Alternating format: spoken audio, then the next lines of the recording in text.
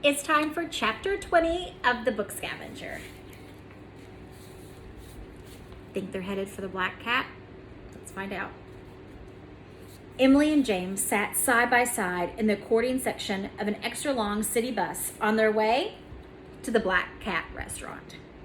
On one side of the bendy part was a woman with a crate on wheels packed tightly with plastic grocery bags. On the other was a man painted head to toe in silver reading a newspaper. Whenever he turned a page, robotic sounds mysteriously accompanied his movement. Emily tried not to stare, but she swore his mouth wasn't moving to make the noise. James didn't give the silver man or plastic bag lady a second glance. Emily wasn't sure how much of that was due to him living in San Francisco his whole life and being immune to these kinds of sightings, and how much was due to his absorption in cracking Maddie's cipher. How he could be focused on anything other than Griswold's game right now was a mystery to her. Emily practically bounced in her seat. She was so excited, straining to read every street sign the bus approached in hopes that they would reach their stop already. Finally, they approached the intersection for the Black Cat restaurant, and James stood up to pull the bell wire. They exited through the back door and jumped to the sidewalk, and the bus whirred away. "It should be up here at the next corner," James said. They crossed the intersection of a busy 4-lane street and soon found themselves standing under a neon sign that jutted over the sidewalk. Jazz music tumbled out when they pushed the front door open. Emily's eyes adjusted to the dim interior. The hostess stand was unmanned, so Emily peered into the bar area where a heavy-set man with a bald, shining head wiped down a table. "We don't seat until 5 o'clock, the man said in a deep baritone voice without looking up. "We're not here to eat," Emily said. She sounded like a mouse compared with him. "Then what exactly are you here for, babies?" he said, not unkindly, his rag hovering over the tabletop. "We left something," James said. "Last night," Emily added. "We need to get it back." "You two were here last night," the man said. "With our families," James jumped in. "It was like a large group." "Well, not that large," Emily added. What if they hadn't been a large group that night, but large? "A large but not large group, huh?"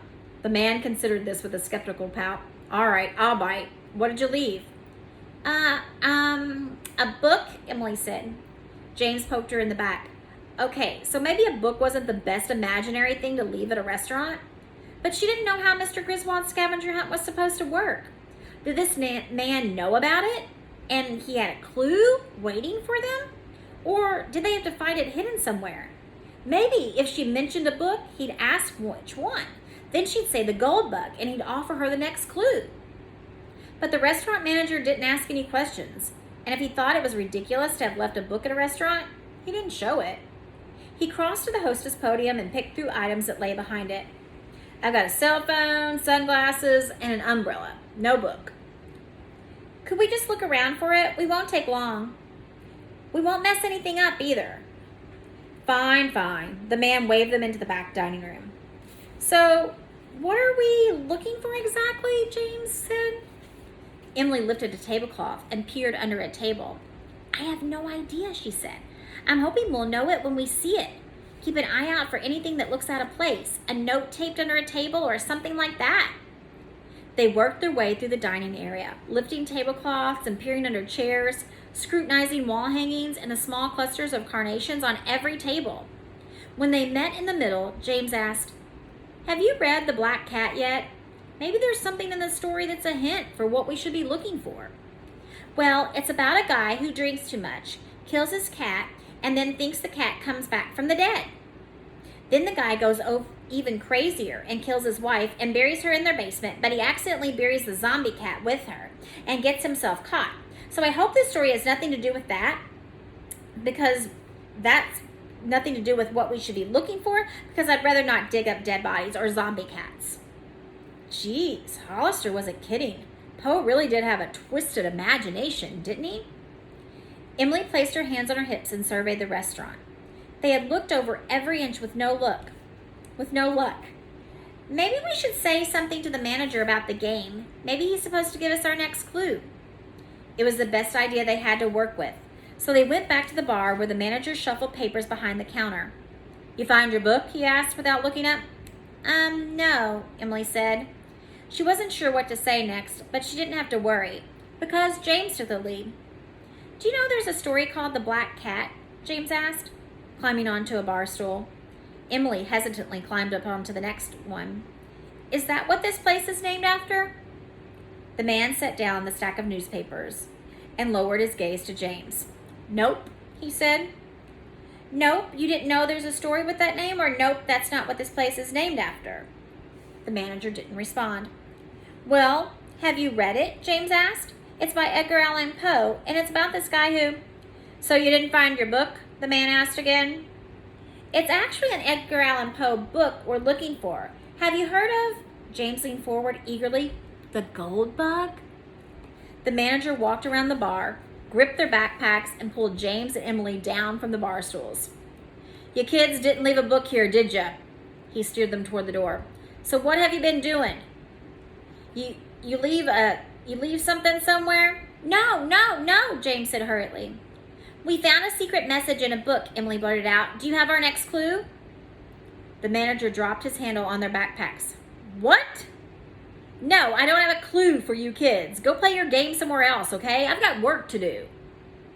Emily and James sat in disappointed silence as they rode the bus back to their building. She'd been so certain that was where they needed to go. Finally, Emily said, well, at least we can cross the Black Cat restaurant off our list. The movement of the bus rocked them side to side. James had his binder open again to Maddie's cipher. Emily looked out the window and watched the city pass by. Gray buildings. They approached a corner park that was raised and built over a parking garage. Its sign read Portsmouth Square. Bright red pagoda-style awnings covered picnic tables. Lantern lampposts turned on for the evening as dusk settled in. A man climbed the stairs from the sidewalk up to the park. He moved in a sideways sway, long dreadlocks swinging across his back, and he carried a duffel bag. Hey, James, Emily elbowed him. Isn't that Hollister? James looked up. It is. I wonder what he's doing all the way over here. They passed the park and continued to stare out the window. James absentmindedly plucked at Steve. Hey, Emily, he said. What if Mr. Griswold never finished his game? What if getting to the Black Cat story is all there is right now? Raven said the game wasn't supposed to start for a few weeks.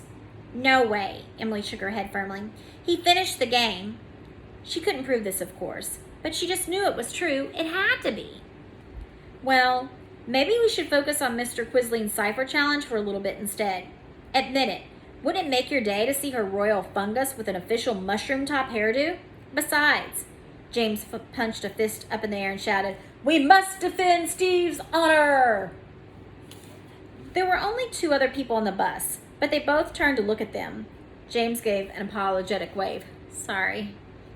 Steve has nothing to worry about, Emily reassured him. We'll make sure of that.